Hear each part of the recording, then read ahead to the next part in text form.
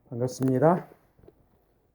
본문에 나오는 그 아람이 지금의 시리아 지역이죠. 아람의 나만 장군은 권력과 부명예 모든 면에서 부족함이 없는 것 같이 보이죠. 네, 한 가지 참 치명적인 아픔이 있습니다. 바로 문둥병 환자라는 것이죠. 그리고 이 사실은 그가 돈이나 권력으로 해결할 수 없는 그의 능력 밖의 일이죠. 문둥병은 유대인들 입장에서 보면은 그 율법에서 정한 그 저주받은 천벌입니다. 그런데 이방인 권력자인 이 나아만이 문둥병에 걸렸고, 본문 1절에서는 하나님께서 나아만을 통해서 아람 왕국이 큰 승리를 거두도록 인도를 하셨다, 이렇게 말씀하시고 있죠. 그래서 하나님께서 그 이방인들도 이제 하나님 나라로 인도하신다, 그런 섭리가 거기에 숨어 있다고 보여집니다. 우리가 다 아는 사실이지만은 똑똑한 사람들, 출세한 사람들, 성공한 사람들, 대단한 사람 같아 보이는 그런 사람들도 나름대로의 아픈 부분들이 다 있습니다. 그리고 그런 아픔이 인간의 능력으로 해결할 수 없는 치명적인 것일 경우에 부귀와 명예 이런 것들, 그 사람들한테 의미가 있습니까? 별로 의미가 없습니다. 소위 말하는 절망과 좌절감에 빠져들게 되는 것이죠. 그런데 이런 절망스러운 상황에서 주변을 잘 돌아보면 뜻밖에도 희망이 보이는 그런 경우가 있습니다. 그리고 그 희망은 전혀 예상치 못한 환경, 사람으로부터 시작될 그런 경우도 있습니다. 옛날에는 전쟁이 많이 일어났죠. 그래서 이제 포로를 끌고 갔습니다. 그때 당시 이제 그 아람 왕국은 이스라엘보다 강대국이었죠. 이제 전쟁하고 나서 포로를 끌어왔는데 그 포로 중에 계집아이 하나가 있었어요. 이 계집아이를 나아만 집에서 이제 노예로 이렇게 부리고 있었습니다. 이 계집종이 나아만의 아내를 수종들었습니다. 근데 수종들면서 돌아가는 그 집안의 상황을 가만히 보니까 뭐가 보여요? 주인이 문둥병이 걸렸는데 열심히 치료받으려고 백방으로 치료 방법을 모색을 하고 있는데 대책이 없어 보입니다. 이 계집종의 눈에 이런 상황이 보입니다. 그래서 이 계집종은 자연히 자기가 떠난 고국 이스라엘 나라의 그 유명한 선지자 엘리사가 생각이 나죠. 자, 엘리사가 누굽니까? 하나님의 선지자인데 엘리야의 능력을 이어받았습니다. 그러니까 기적을 엄청나게 행합니다. 수넴 여인의 죽은 아이도 살려냈다는 것을 이 계집종은 들어 알고 있습니다. 그 하나님의 사람 엘리사가 분명히 이 문둥병도 고칠 수 있다는 생각이 들죠. 이 계집종은 끌려온 포로 신세이지만은 요셉이 보디발 가문으로 끌려와서 인정받은 것처럼 나아만 집안에서 일도 잘하고 인정받고 대우를 받은 것으로 이렇게 보입니다. 집주인 부부가 가만히 보니까 자기 자신한테 잘해줘요. 그러니까 나도 집주인한테 좀 잘해줘야 되겠다, 이런 마음이 생기죠. 그래서 주인이 살 수 있는 길, 이런 길을 알려주고 싶은 그런 마음이 생겼을 것입니다. 그래서 이 계집종이 이제 주모에게 말하죠. 사모님, 저희 나라에 이스라엘 땅의 그 사마리아 지역에 하나님의 선지자가 있어요. 근데 이 하나님의 선지자는 이름이 엘리사인데 엄청난 기적을 행하시는 분입니다. 얼마 전에는 죽은 아이도 이분이 기도해서 살려냈습니다. 그러니까 주인 어르신도 이분을 만나면은 아마도 살 길이 있지 않겠습니까? 문둥병 고치는 거까지 일 없습니다. 이런 식으로 신나게 고향의 선지자, 이 선지자를 사모님에게 소개를 했을 것입니다. 자, 이 계집종은 엘리사에 대한 그런 선전을 하고 있었지만은 자신도 모르게 하나님 나라가 세워지는데 쓰임을 받은 것이죠.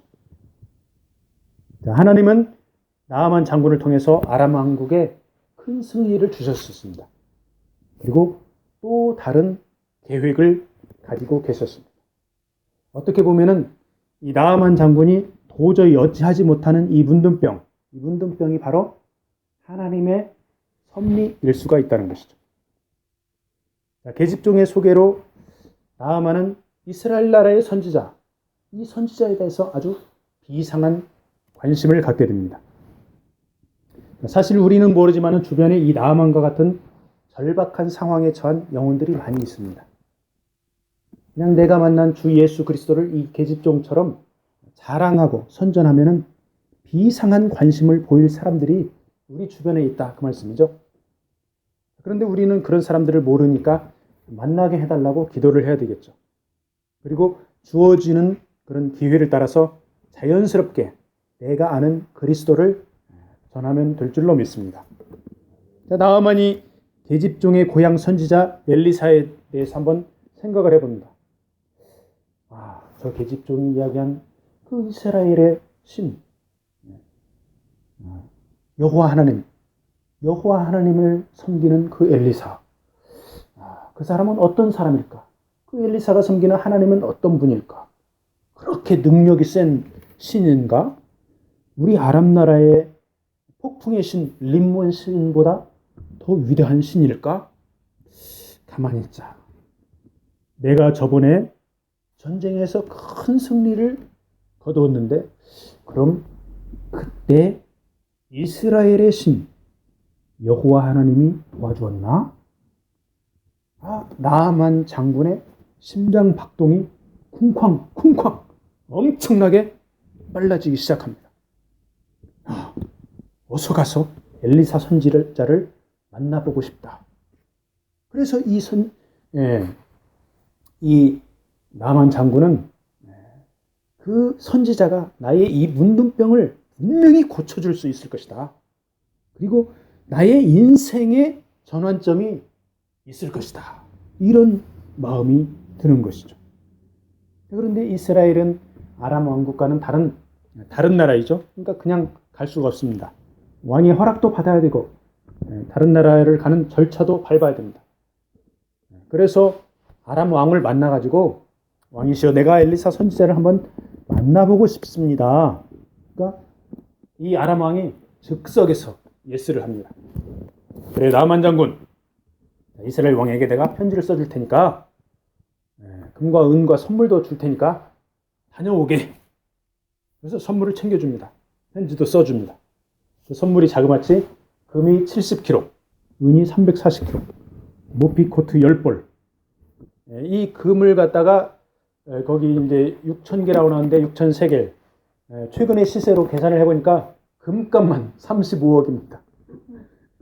은하고 모피코트까지 합치면 뭐 40억 가까이 되지 않겠습니까? 자, 왕이 이렇게 적극적으로 도와줍니다.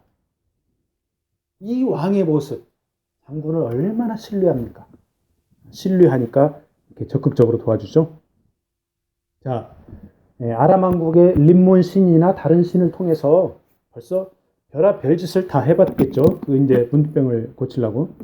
요즘 말로 보면은 푸닥거리, 무당들이 하는 푸닥거리도 해봤을 것이고 문둥병에 좋다는 뭐 뱀탕도 먹어봤을 것이고 이것저것 아무리 해도 안 되던 차에 이스라엘 선지자 이야기를 들으니까 1인자인 왕도 2인자인 나만 장군도 이상하게 이 선지자에게 마음이 끌립니다. 자, 이제 이스라엘 왕이 보니까 당시 강대국인 아람 왕의 편지를 갖고 그 나라의 총사령관 나아만 장군이 오니까 엄청나게 긴장을 합니다.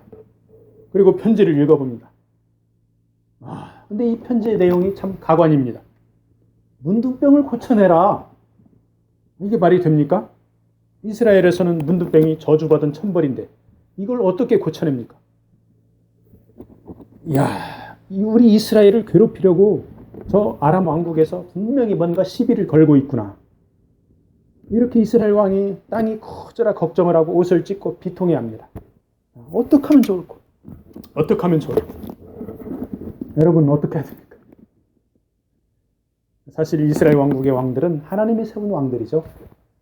당연히 하나님의 율례와 법도에 따라서 나라를 다스려야 되는데 그러지를 못하고 우상 숭배하고 부도덕하니까 이스라엘 왕도 백성들도 하나님에게서 멀어져 가고 이스라엘 왕국은 이제 멸망길로 치닫고 있는 그런 시대 상황이었죠. 그나마 소수의 선지자들 엘리야, 엘리사 그리고 숨겨진 선지자들이 신앙의 명맥을 이어가고 있는 그런 실정이었죠. 자, 강대국 아람 왕의 장군 앞에서 어쩔 줄 모르는 이스라엘 왕과 포로로 잡혀간 계집종의 자세, 이 두 사람의 자세가 극명하게 대비가 됩니다.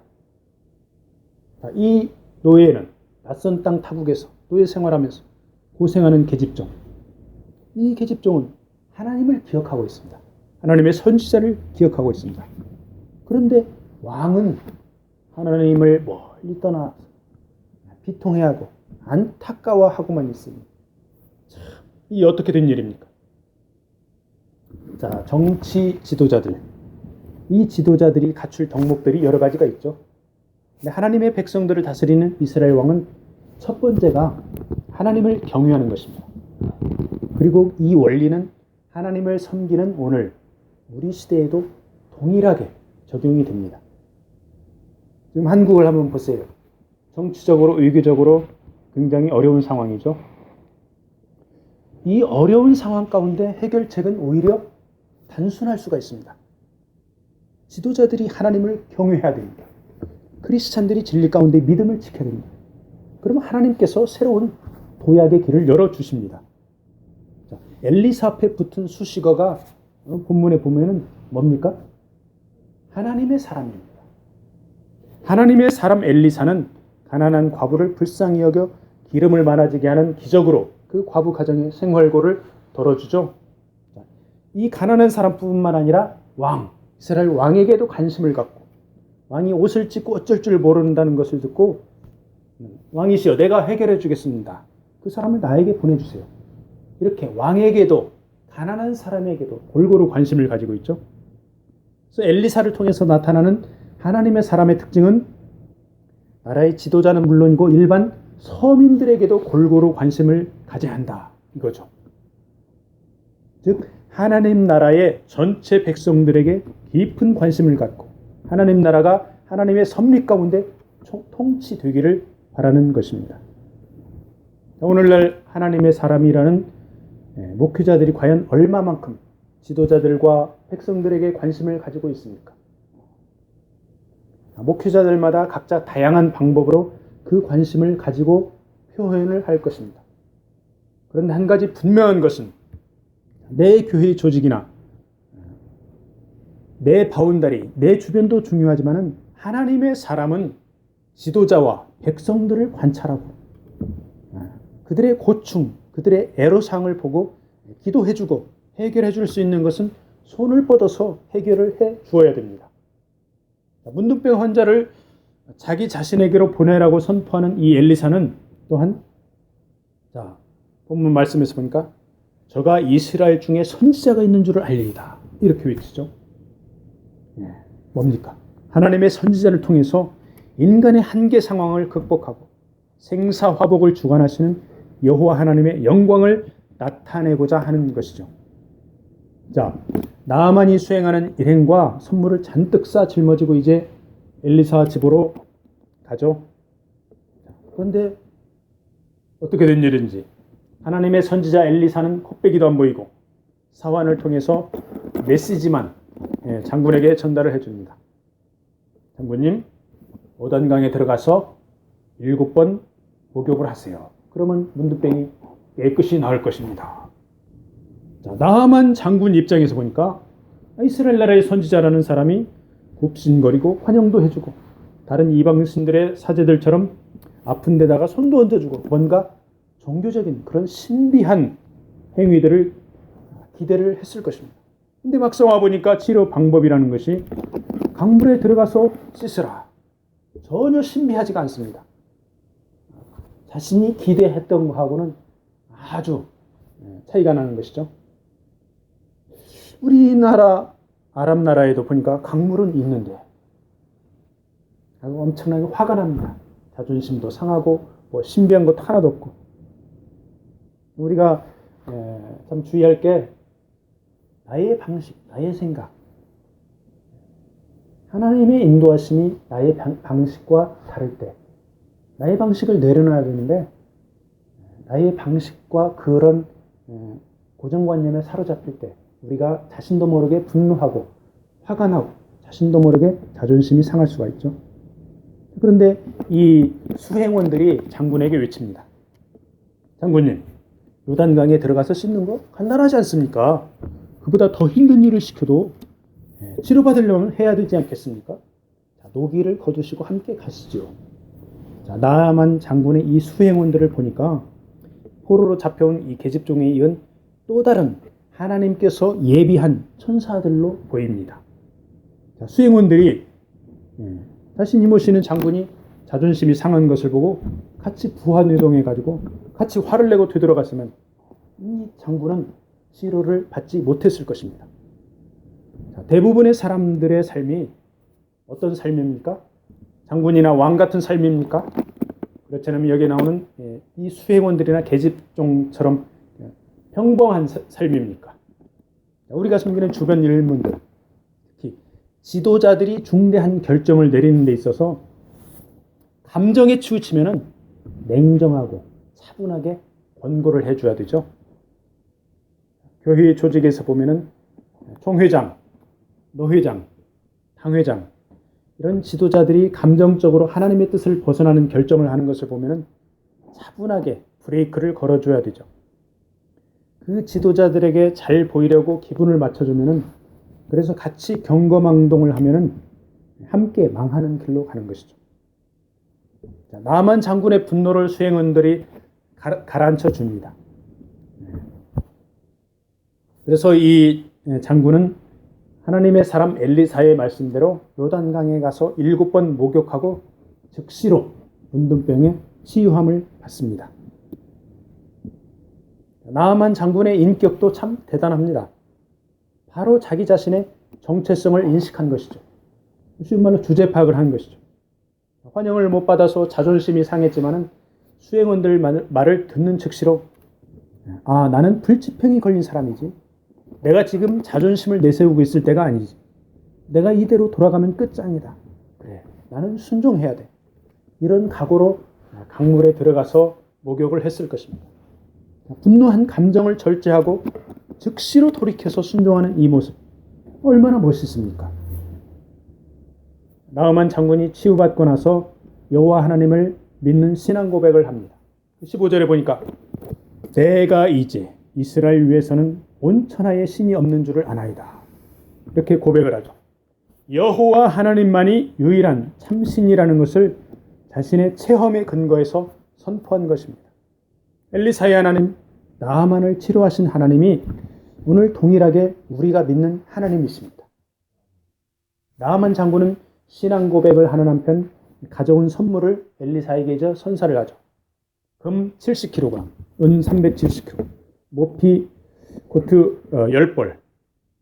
이렇게 엄청난 선물을 엘리사는 하나님의 이름으로 맹세하면서까지 받지를 않습니다. 받아서 가난한 선지 생도들도 나누어주고 부하와 갑오들에게도 주고 그러면 되지 않습니까? 호의로 주는데 거절하는 것 너무 심하지가 않나요? 엘리사가 왜 결사적으로 안 받았는지 17절을 읽어보면 어느 정도 짐작을 할 수가 있습니다. 17절에 보니까 나아만이 이르되 그러면 청하건대 노새 2마리의 실을 흙을 당신의 종에게 주소서. 이제부터는 종이 번제물과 다른 희생 제사를 여호와 외에 다른 신에게는 드리지 아니하고 다만 여호와께 드리겠나이다. 선물을 안 받으니까 나만 장군은 이스라엘 땅의 흙을 노새 2마리에 싣고 가서 아람 본국에서 제단을 만들어서 여호와 하나님께만 번제를 드리겠다. 이렇게 약속을 합니다. 자, 치료받을 때는 신앙 고백을 하고 선물을 사양을 하니까 한 걸음 더 나가서 하나님만을 섬기겠습니다. 이렇게 선서까지 하는 것이죠.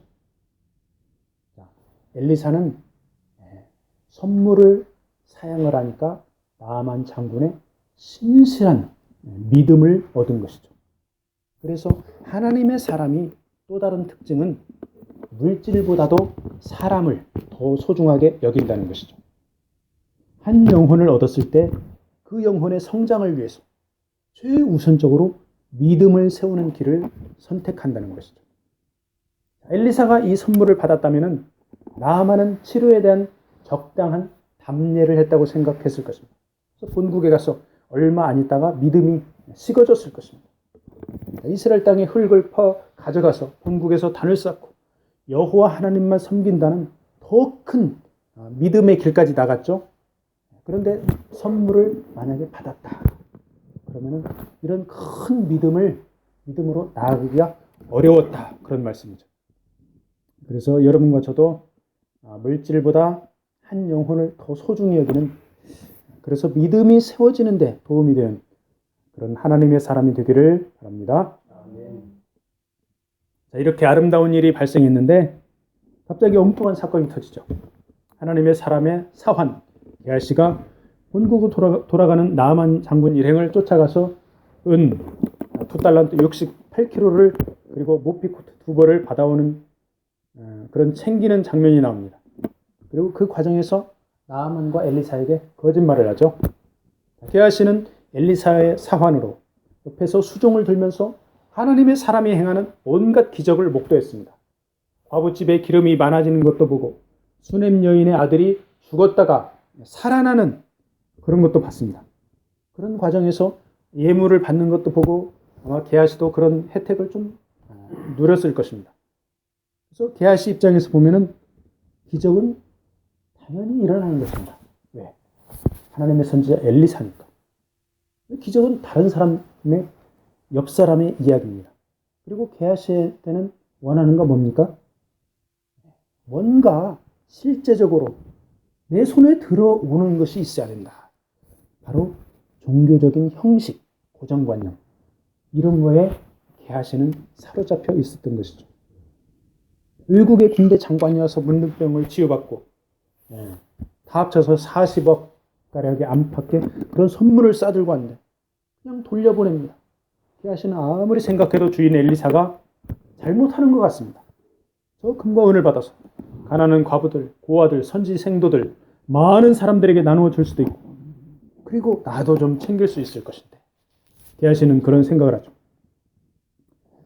결국은 게하시는 이 물질에 대한 집착을 버리지 못하고 뒤따라 나섭니다. 그리고 받아 챙깁니다. 이 나아만 장군에 보면은 게하시의 행동 전혀 문제될 것도 없고 이상할 것도 없죠. 그런데 게하시는 이 물건들을 챙기는 과정에서 주인이 보냈다고 나아만에게 거짓말을 하죠. 그리고 엘리사에게는 아무데도 가지 않았다. 똑같이 거짓말을 합니다. 자, 물질에 집착하는 순간 그리고 그 물질이 내 손에 들어오기 위해서는 어지간한 과정들은 모두 합리화 시켜버립니다. 주인이 안 받으니까 나라도 받아야 된다. 이렇게 합리화시키는 거죠. 특별히 이 물질이 종교와 관련이 있을 때 핑계거리가 무궁무진합니다. 합리화시킬 수 있는 그런 것들이 무궁무진하죠. 그런데 남의 수중의 물질이 내 손에 이렇게 들어오는 데는 거짓이라는 이런 수단을 활용을 했죠. 물질을 내 손에 넣기 위한 이 거짓이 필요하고 움켜진 것을 또 지켜내기 위해서 또 거짓말을 하게 되죠. 거짓의 악순환이죠. 게하시의 이런 일련의 행동들이, 이런 언행들이 이러한 그 거짓의 악순환을 잘 보여주고 있죠. 결국은 자신의 주인을 팔아먹고 나아가서 하나님을 팔아먹은 것이죠. 하나님의 사람 엘리사는 게하시와 자손을 저주하고 게하시는 즉시로 문둥병에 걸립니다. 그래서 하나님의 사람의 또 다른 특징은 징계가 필요할 때는 단호하게 징계를 해야 되겠죠. 전체 조직. 그때 당시 이제 선지 학교가 있었죠. 선지 생도들이 모두 부패하고 타락하는 것보다 한 사람에게 혹독한 징계를 주고 그렇게 일벌백계를 해서 전체 조직을 살리는 것이죠. 범죄를 예방하는 것이죠. 부패를 예방하는 것이죠. 위대한 하나님의 사람 옆에 붙어 다닌다고 꼭 믿음이 좋은 것은 아닙니다. 종교 형식과 타성에 젖어 하나님보다 물질로 내 것으로 이렇게 눈을 돌릴 때 하나님의 사람에게 누를 끼치는 그런 괴물로 전락해 버리는 것이죠. 오늘 말씀을 마무리하겠습니다. 우리가 읽은 이 열왕기하 5장에는 첫 번째 절과 마지막 절 두 군데에 두 명의 문둥병자가 나옵니다. 1절의 문둥병자는 하나님의 사람을 만나 치유받고 하나님 나라의 백성이 되었습니다. 마지막 절의 이 문둥병자는 원래는 멀쩡했던 종교인이었습니다. 그런데 하나님의 사람의 저주를 받고 문둥병이 걸렸습니다. 정통 기독교단에서 믿음이 훌륭한 지도자들에게서 신앙생활한다고 자부심을 갖고 있을 때, 그럴 때 특별히 자신의 행실을 잘 살펴봐야 될 줄로 믿습니다. 앞서가는 분이 하나님의 사람이니까 나도 그렇다 이렇게 생각하면 맞을 수도 있지만 틀릴 수도 있습니다. 하나님의 사람이 추구하는, 하나님을 동일하게 추구하면서 하나님 앞에서라는 이런 고람대오 신앙으로 나아갈 때 곁길로 가지 않습니다. 특별히 물질과 놀이에 정신을 팔면은 넘어지는 것은 시간 문제입니다.